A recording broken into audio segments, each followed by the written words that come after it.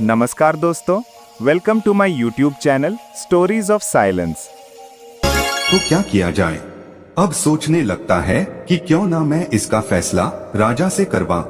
तो दोस्तों, इसी बात को सोचकर उस महिला का ससुर राजा के दरबार में पहुंच जाता है और राजा को ये सारी घटना सुना देता है। तभी राजा अपने सैनिकों को आदेश देता है कि जाओ, सेठ के लड़के की बहू को तुरंत दरबार में हाजिर किया जाए। दोस्तों, इस बात को कपोतक पक्षी अपनी पत्नी से कह रहा है और उनकी पत्नी बड़े ध्यान से और बड़ी गौर से सुन रही है। तभी राजा के सैनिक सेठ के लड़के की पत्नी के पास जाते हैं और उनसे कहते हैं कि तुम्हें महाराज ने दरबार में हाजिर होने का हुक्म दिया है और तुम दरबार में चलो। तभी सेठ के लड़के की पत्नी कहती है कि भाई, आप सबसे पहले अपने राजा से ये पूछकर आइए कि उन्होंने मुझे किस रूप में बुलाया है, बेटी के रूप में बुलाया है या बहू के रूप में बुलाया है या माँ के रूप में बुलाया है, किस रूप में उसने मुझे दरबार में बुलाया है। तभी सैनिक वापस राजा के पास में जाते हैं और राजा से कहते हैं कि महाराज, सेठ के लड़के की पत्नी ने ये कहकर वापस भेजा है कि आपने उसे किस रूप में बुलाया है, बेटी के रूप में बुलाया है या बहू के रूप में बुलाया है या फिर माँ के रूप में बुलाया है। तभी राजा बड़ा सोच में पड़ जाता है कि अब मैं बुलाऊं तो किस रूप में बुलाऊं। राजा अपने मंत्रियों से सलाह लेता है तो मंत्री उसको सलाह देते हैं कि महाराज, सेठ हमारे नगर का सेठ है और इसकी बेटी की बहू हमारी भी बहू लगती है, इसलिए आप उसको दरबार में बहू के रूप में बुलाइए। तभी राजा अपने सैनिकों को आदेश देता है और कहता है कि पालकी लेकर जाओ और बहू के रूप में उसको लेके आओ। तभी राजा के सैनिक फिर से पालकी लेकर सेठ के लड़के के घर पहुंचते हैं और सेठ के लड़के की पत्नी से कहते हैं कि महाराज ने तुम्हें बहू के रूप में बुलाया है। तो दोस्तों, इस बात को कपोतक पक्षी अपनी पत्नी से कह रहा है और उसकी पत्नी बड़ी गौर से सुन रही है। सैनिकों की इतनी बात सुनने के बाद सेठ के लड़के की पत्नी तुरंत पालकी में बैठ जाती है और सैनिक पालकी उठाकर राजा के दरबार में ले जाते हैं।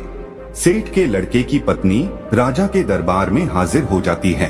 तब राजा उससे सवाल करता है, क्या तुम चरित्रहीन हो? तुम्हारा पति विदेश कमाता है और तुम पराये मर्दों के संग घूमती हो। ऐसा हमारे राज्य में नहीं हो सकता। यदि आप ऐसा काम करोगी तो हमारे राज्य को छोड़कर जाना पड़ेगा या फिर तुम्हें सजा दी जाएगी। राजा इतनी बात कहता है तब सेठ के लड़के की पत्नी राजा को जवाब देती और कहती है कि महाराज, मैं एक पतिव्रता स्त्री हूँ, मुझ पर कलंक लगाने से पहले आप थोड़ा सोच लीजिए। क्या किसी प्यासे को पानी पिलाना, किसी भूखे को भोजन खिलाना कोई अपराध है? यदि आपके राज्य में ऐसा संविधान है कि किसी भूखे को भोजन खिलाना या प्यासे को पानी पिलाना अपराध है, तो हाँ, मैंने अपराध किया है और ये अपराध मैं बार बार करूंगी। इतनी बात सुनने के बाद राजा बड़ा चिंतित होता है और राजा कहता है, क्या मुझे पूरी बात विस्तार से बताइए कि बात क्या है। तब वो महिला सेठ के लड़के की पत्नी राजा को पूरी सच्चाई कहती है कि महाराज, मैं पनघट पर स्नान कर रही थी, तभी 3 राह चलने वाले व्यक्ति आते हैं और वो कहते कि हमें प्यास लग रही है, हमें पानी पिला दीजिए। उस वक्त मेरे बदन पे इतने पर्याप्त कपड़े नहीं थे कि उनके समक्ष में खड़ी होकर उनको पानी पिला दूं, इसीलिए मैंने बैठे बैठे उन लोगों से इतने कठिन सवाल पूछे कि वो जवाब नहीं दे सके। उसके बाद उनको मैंने अपने घर भेजा। उसके बाद मैं कपड़े पहनकर अपने घर आई। घर आने के बाद उन लोगों को मैंने पानी पिलाकर वहाँ से भेज दिया। अब इसमें मैंने गलत क्या किया है? उस महिला की इतनी बात सुनने के बाद राजा कहता है कि तुमने ऐसे कौन से कठिन 3 सवाल पूछे, वो सवाल हमें भी बताइए। जब सेठ के लड़के की पत्नी वो 3 सवाल राजा के समक्ष रखती है तो राजा भी बड़ा सोच में पड़ जाता है। राजा के अंतरी मंत्री भी सोच में पड़ जाते हैं। उनसे भी इन तीनों सवालों के कोई जवाब नहीं लगते हैं। अंत में राजा परेशान हो जाता है और 3 सवालों के उत्तर जानने का बड़ा इच्छुक होता है। तभी राजा सेठ के लड़के की पत्नी से कहता है कि बहुरानी, हमको इन प्रश्नों के उत्तर नहीं आते हैं। हमारे किसी भी विद्वान पंडित के पास इन प्रश्नों के उत्तर नहीं हैं। हमारे किसी भी मंत्री के पास इन प्रश्नों के उत्तर नहीं हैं। तो फिर आप ही हमें इन प्रश्नों के उत्तर बता दीजिए। तब वो महिला सेठ के लड़के की पत्नी हाथ जोड़कर के राजा से कहती है कि महाराज ये तीनों प्रश्न बड़े अनमोल हैं और इनके उत्तर उनसे भी ज्यादा अनमोल है, इसलिए आपसे विनती है इन तीनों प्रश्नों के उत्तर मैं आपको बता दूंगी, लेकिन बदले में मुझे क्या मिलेगा। वो महिला कहती है कि महाराज यदि सौदा हो तो बराबर का हो। वो महिला सेठ के लड़के की पत्नी बड़ी चतुराई से अपने दिमाग का इस्तेमाल करती है। तभी राजा बड़ी सोच में पड़ जाता है और अंततः राजा परेशान हो जाता है। सोचने लगता है कि तीनों प्रश्न बड़े अनमोल है और इन तीनों प्रश्नों का उत्तर भी बड़ा अनमोल है, इनको जानना बहुत जरूरी है। यही सोचकर राजा कहता है, दोस्तों कहते हैं ना कि जो राजा मूर्ख हो उसको कोई भी लूट सकता है, और आधा राज्य पे आप शासन करोगी और आधे पे हम करेंगे। ठीक है, आप आपके तीनों अनमोल प्रश्नों के उत्तर हमें बता दीजिए। दोस्तों सेठ के लड़के की पत्नी वो पूरी लिखावट करवाती है, आधा राज्य अपने कब्जे में लेती है और फिर उन तीनों प्रश्नों के उत्तर बताती है। और वो कहती है कि महाराज अब गौर से सुनो तीनों प्रश्नों के उत्तर।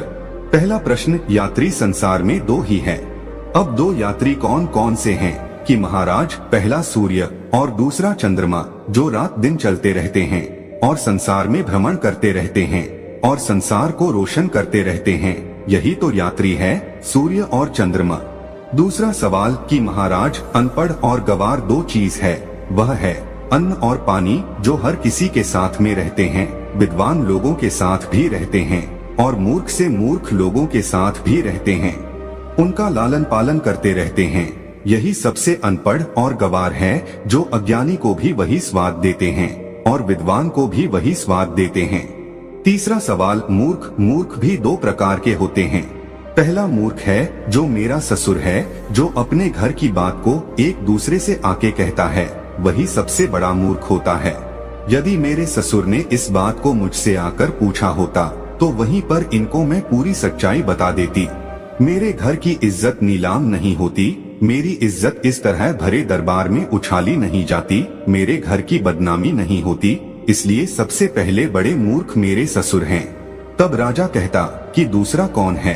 तब महिला कहती है कि महाराज दूसरे सबसे बड़े मूर्ख आप हैं। एक वो राजा होता है जो बगैर सोचे समझे कुछ भी फैसला ले ले, वही सबसे बड़ा मूर्ख होता है। इसलिए दूसरे सबसे बड़े मूर्ख आप है। आप भी एक ऐसे मूर्ख हैं जो मेरे 3 सवालों के बदले में मुझे आधा राज्य दे दिया, तो आप भी सबसे बड़े मूर्ख हैं। तो दोस्तों अब राजा को गुस्सा बहुत आता है, लेकिन वो कुछ नहीं कर सकता, क्योंकि अब वो भी महारानी है, आधे राज्य की महारानी है, आधे सेना उसकी है, आधा राज्य उसका है। अब राजा कुछ नहीं कर सकता था। तो दोस्तों इस तरीके से अपने दिमाग का सदुपयोग करते हुए उस सेठ के लड़के की पत्नी एक महारानी बन जाती है। तब कपोतक पक्षी अपनी पत्नी से कहता है कि प्रिय, सबसे बड़ा मूर्ख वही होता है जो अपने घर की बात को बाहर निकाल दे, अपनी घर की बात को अन्य लोगों से कहे, अपनी घर की बात को एक दूसरे से कहता रहे, अपनी घर की बात को अपने घर में ना रखे, वही सबसे बड़ा मूर्ख होता है। और दूसरा मूर्ख वो होता है जो किसी के कहने पर भी अपना सब कुछ लुटा दे। ये 2 प्रकार के ऐसे मूर्ख होते हैं, इनका कुछ नहीं हो सकता। तब कपोतक की पत्नी की ये बात समझ में आती है कि संसार में मूर्ख कौन होता है। इसीलिए कहते हैं कि अपने दिमाग का सही समय आने पर जो बंदा सही उपयोग करता है वो अपने जीवन में हमेशा कामयाबी पाता है। इसीलिए दोस्तों हमेशा अपने दिमाग को सही जगह और सही निशाना लगाकर की चलाइए, आप कभी भी फेल नहीं हो सकते। जो लोग अपने दिमाग का सही सदुपयोग नहीं करते हैं वो लोग हमेशा पीछे रहते हैं और एक दिन ऐसा आता है कि उनका पतन हो जाता है। इसलिए अपने दिमाग का, अपनी बुद्धि का सही उपयोग करें। हम उम्मीद करते हैं कि दोस्तों इस कहानी से आप ढेर सारी प्रेरणा लेंगे। तो दोस्तों यह कहानी आपको कैसी लगी हमें कमेंट सेक्शन में जरूर बताना, और अच्छी लगी हो तो इस चैनल को सब्सक्राइब जरूर कर लेना।